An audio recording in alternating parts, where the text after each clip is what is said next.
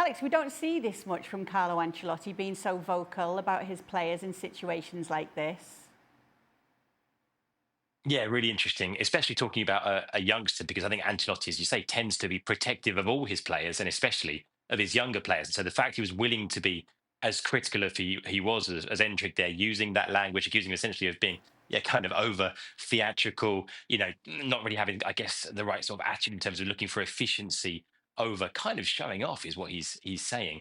I think is interesting. I think there have been times this season when, of course, Ancelotti, like everybody else, recognises that the talent that Endrick has, the potential that he has, but there have been one or two moments when it feels like he hasn't always been entirely kind of enamoured with his attitude, and this was a symbol of that. I think. I guess he thinks that Endrick is the kind of player who can hear this, because some players will hear their coach talk about them that critically and they won't take it well. They won't take it well at all, and it won't have the desired effect. Maybe, or clearly, Ancelotti thinks that in this case, Endrick is the kind of player who you can say that about, who will hear it, because players hear these things. It's relayed to them if they haven't heard it firsthand, and will take it on board and will learn from it. So Ancelotti clearly thinks this is the kind of thing that he can say, and it will have the right kind of effect in terms of learning a lesson for Endrick and making him a better player. Much like a player who decides to take a Panenka penalty kick, when you make that decision, you have to pull it off. Because when you don't, you look like an idiot. And that's exactly what happened here. He tried to get cute, made a decision to get cute, and didn't quite work out. And when you think about the timing in which he decided to do this, when the team was kind of hanging on, when the match was still very much in play and very much in doubt, and the result was very much in doubt, that I think is the message of Carlo Ancelotti. I also think that there is something to be said about what Carlo Ancelotti sees in training from Endrick. And that's the one thing that we're not privy to. We don't get access to that. And when you decide to make this so public and so clearly and emphatically as Carlo Ancelotti making his point about Endrick, I think it's a message that it's not just about this play. It's something that has been building and something that perhaps he's been trying to address, hasn't quite got the reaction from the player that he wanted. He said, okay, I've tried it this way, now I'm going this way, and I'm not going to protect you. You think you're going to act like a big boy and you're going to make big boy decisions? Well, take this. Here you go. I think it's also something to be said for Ancelotti in the timing of it, in that Real Madrid won. Now, had Getafe gotten an equaliser or gone on to win the game, they had the chances, enough chances to do either. Then maybe I think he doesn't go as public or as hard at Endrick as he does. But the fact that Real Madrid held on to that 1-0 lead, it wasn't, the effort by Endrick wasn't damaging in that regard. That's an opportunity that Carlo Ancelotti can take to be stern, to be vocal. Had, as I say, Getafe gotten an equaliser, the crowd would have let Endrick know about that chance and what they thought of it. And it would have been far more harsh, it would have been a far harder listen for Endrick had that been the case. Yeah, absolutely. And obviously a big game coming up for Real Madrid on Saturday. It's the Copa del Rey final against Barcelona. And we've seen how they fared against Barcelona this season in both the Supercopa final and the first La Liga meeting. Did not go down well for them. Okay, you can start the season with a team that is a bit disjointed, a bit unbalanced. And your role as a coach, and I guess the leaders in that dressing room, is to find the solutions, right? To make this team better. Collectively, individually, anything you want. Since those two games, since the start of the season, Real Madrid hasn't changed. It's still the same team, the same issues, the same problems, the lack of balance, the lack of defensive solidity, the lack of pressing, counter-pressing, anything you want. All the things that we've mentioned so many times on the show is still very much there. And that's why I don't see how they can this time find a way of beating this Barcelona team that is maybe not as good as they were in January or in October. They're a bit more tired. They don't have the biggest margin. They still have a super high line that could be exploited, okay, but they're still better collectively and as a team than Real Madrid have ever been this season. Alex, Carlo Ancelotti has said that 4-4-2 is his favoured formation with this Real Madrid team. How will they line up on Saturday? Yeah, although I think we've got to be a little bit careful with that, Kate, because he's always talking about out of possession, off the ball, when he talks about 4-4-2. And quite often this season, that's what we've seen Real Madrid lining up in, out of possession. It doesn't mean picking two forwards and four midfielders, as Ancelotti himself has frequently said.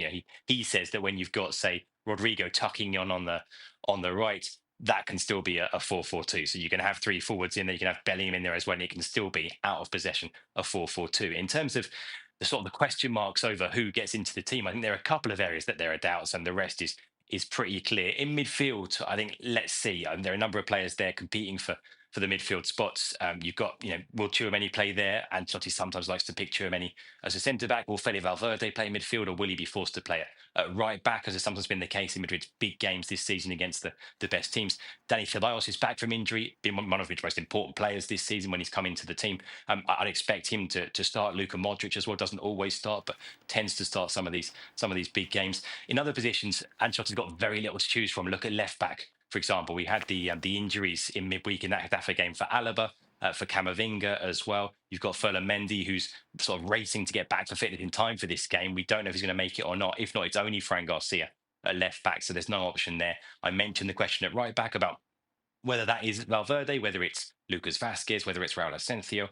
Otherwise, the team pretty much picks itself. One question mark, I guess, might be Rodrigo for many people, who's been in really bad form, not scoring goals for a long time now, hasn't had a good second half of the season. But Ancelotti almost always goes with that front four. We've got Mbappe, of course, who's had a minor injury, expected to be back. Him, Vinicius, Bellingham, and Rodrigo. Ancelotti seems so reluctant to drop one of those front four. So I think it's likely Rodrigo plays, even if, like I say, for many people, he's badly out of form and the team could maybe do with an extra midfielder instead. We'll be finding out in a couple of days' time what lineup he does go with as the two face off. When you take a look at the odds between the two, it is Barcelona who are favourites against Real Madrid. And of course, those recent meetings have got to play into that, given what we've seen this season in La Liga as well. Shaka, who have you got winning it? Barcelona. It's really hard to see past Barcelona over Real Madrid, kind of given what we've seen in the two fixtures so far this season. The fact that, well, Barca aren't playing the free-flowing football that we saw earlier this season, and Real Madrid have been their old selves that we've been seeing all season long. That doesn't bode well for Real Madrid. Maybe it's not the scoreline that we saw in either of the previous two meetings, but I still feel Barcelona are the better of the two and get the job done. LA? Aren't we doing a whole hour preview on this? So I'm supposed to give you a pick already? Well, but many of our international viewers might not get to see our preview on Saturday. Mm-hmm. So on Thursday, I'm giving you... So block your ears if you're a domestic viewer. Barcelona. Okay. Let me see if you get Barcelona. Jules? Yeah, I agree with Barcelona as well. I agree with Shaka too. I don't think it would be another battering like we've seen already in the two Clásicos this season, but I think that they're still too strong. Alex?